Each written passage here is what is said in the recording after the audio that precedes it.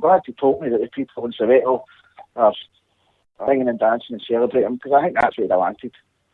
Well, they're out in the street, they're all wrapped up, they've got their winter jackets on, but they're doing their wee dance and they're doing their chants, and they're definitely celebrating.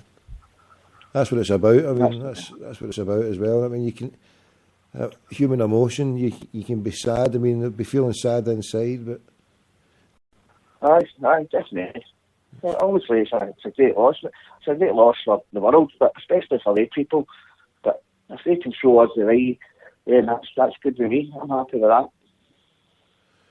He said something in one of the speech. He was talking about the end of apartheid, but in a racist state. You know, if you look at the racist state that is the illegal Zionist entity, at the most terrible oppression that the poor blacks suffered in South Africa, they never had to endure F-16 gunships, Apache helicopters. I mean, they lived in Bantustans. They called them Bantustans in South Africa. Now they live in open prison cell Bantustans in Palestine, you know. So that's there's right. a terrible injustice still being committed just now. And the sad thing is, in this country, too many people are blinded by the propaganda by the media, and we don't see the real story that was happening there. You know, even too many people in this country think, oh, these terrible Palestinians are terrorists, and, you know, they're doing this and they're doing that, and they're, you know, well, you need to see the real picture there in Palestine. That's exactly what happened to the ANC in South Africa, and it's as far as I'm concerned, exactly what happened to the Irish people in the North Island. These things are, that's exactly the case. I retweeted that boy earlier. I don't know who it was, but I can't tweet. Says a true tribute to Nelson Mandela was to end apartheid worldwide, and the first stop should be Israel. Exactly. So that's something to ponder. Anyway, the missus in her bed, so I can't hang about Gavin because she'll come in and batter me. No, mate. It's all right, mate. You're an intellectual heavyweight, mate. So God bless you. You're mate. Right, well, man, I'll speak to you tomorrow at some point, no doubt. Have a good birthday. Stay safe, right?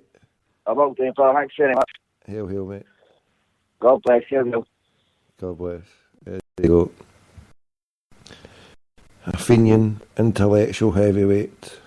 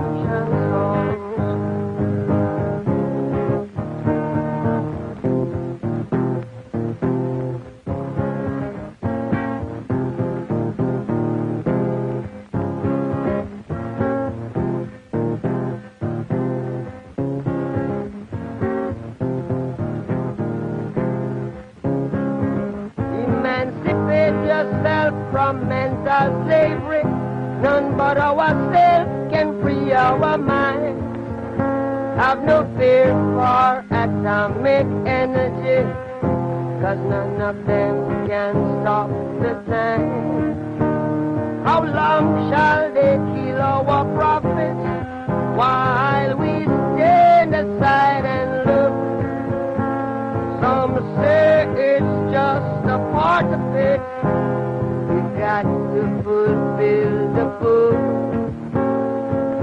Won't you help to sing another song of freedom? 'Cause all I ever had, redemption song, redemption song, redemption song.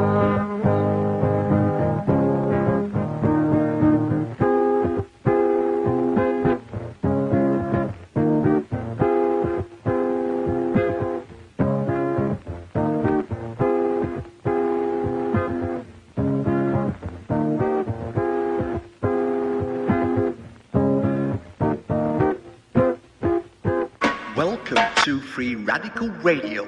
Your host this evening, Tommy from Glasgow.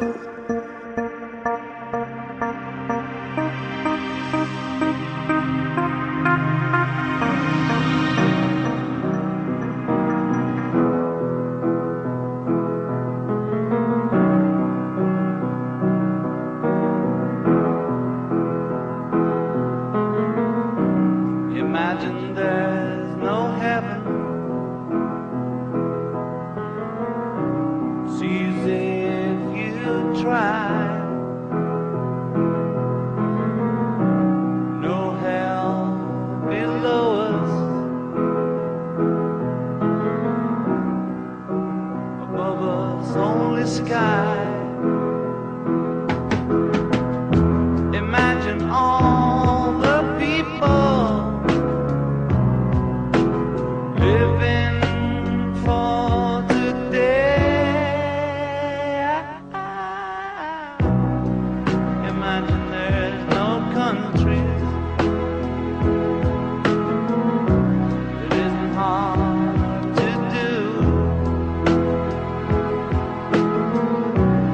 Nothing to kill or die for. And no religion too. Imagine all the people living life in peace. You may say I'm a dreamer, but I'm not the only one. I hope someday you'll join us, and the world will be one. Imagine no possessions. I wonder if you can. No need for greed or hunger, or brotherhood of man. Imagine all the people sharing all the world. You may say I'm a dreamer,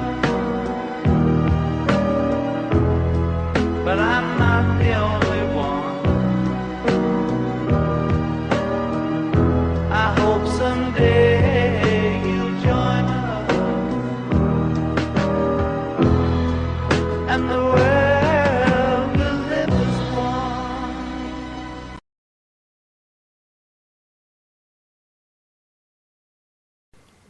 And right, stay there. We've got a contact number here. We're going to try and phone a South African radio station. Stay there, crack bottles.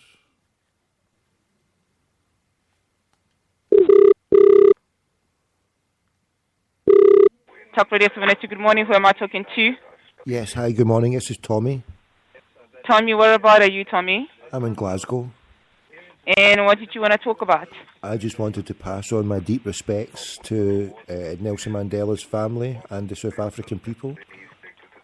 Hold on for me. I was part of that team, and I had some great experiences with We've him. now got a live Share simulcast some of those going down memories, Connery. What stands out for you? What are the in stories South you'll be Africa. telling your grandchildren as they gather around your feet and say, tell us about Nelson Mandela? What are you going to be saying? Well, this was a very, very silent, powerful man. Very diplomatic, but a silent, powerful man. One thing that stands out, in 97, I think it's like 16 years ago, we went to Indonesia. At that time it was still ruled by the late President Suharto. And we stayed at this presidential compound called Wisna Negara. And that time Gusmao was still in prison, and today he's the leader of East Timor. And that was the time with the negotiations around East Timor. And I don't think Nelson Mandela got the acknowledgement for his efforts there. Today, East Timor is a free, independent state, and that the doings of Nelson Mandela. I mean, Suharto was a feared person in that side of the world, and Mandela went there and he just convinced him to let this guy go free. What was he like on a personal level, Connery? Were you able to have that kind of access? Did he allow that kind of glimpse into his life from his security? Absolutely. Look, it was all teamwork. Mr. Mandela was a very disciplined man. I cannot express the discipline he expressed or he exposed during his term in office and afterwards. He was a very disciplined man. I mean, he would make his own bed while he was still president, and, you know, he'll fold his newspapers in a certain way. It was just that finer touches that he had. And it's indeed sad that we all knew this time would come, but still a shock. Did he have a sense of his own greatness? I know that he was a very humble man, and he often said he didn't want to be regarded as a saint. Do you get a sense that he appreciated his stature in a personal way? I think he personified humility. The crowds, I was mentioning it earlier to other radio station. We spent some time at the Dorchester Hotel in London, and 2,000 people slept on the sidewalk to see him come out the next morning. He just greeted them, and there was children involved, and he just went over to greet us. He never had this self-sainthood thinking of himself. I mean, one day we'll be in Kunu speaking to the petrol attendant, the next day we'll be in Paris. Yes. He'll treat everybody exactly the same, even us. I mean, there's nothing we could take that, you know, arrogance or whatever. He was just humility personified. Did he take a personal interest in you? It seemed that was one of his touches, that he had the common man touch, that he was able to inquire about the families. Charlene Sweaty Richards phoned and said that he phoned in when her father died. It was that personal touch. Did he have that with you, for example, Conrad? No, his personal stuff he took an interest in. That I can say. I mean, I can't even begin to explain the personal interest he took in us. So that's not even up for debate. He was just like that. Did he give you any scary moments when it came to his own security, given that he would happily go and chat to anybody, Connery? Did he give you guys who are looking after his safety any headaches? I think the one mistake he made was to think the world is friendly. I mean, he would walk into a crowd of thousands of people thinking everybody loves him, but I mean, it obviously raised some concerns with us, but I mean, he was just that type of man, and you need to cater for that. Yes. When did you join the security detail, Conrad? I was in 1994, and I was spent a few months with former President de Klerk, and then I moved over to President Mandela's office. I mean, when I was still a youngster that time, and, you know, this man exposed us to the world. South African security forces never, ever got exposed to the world on that scale. Yeah, and this man did it.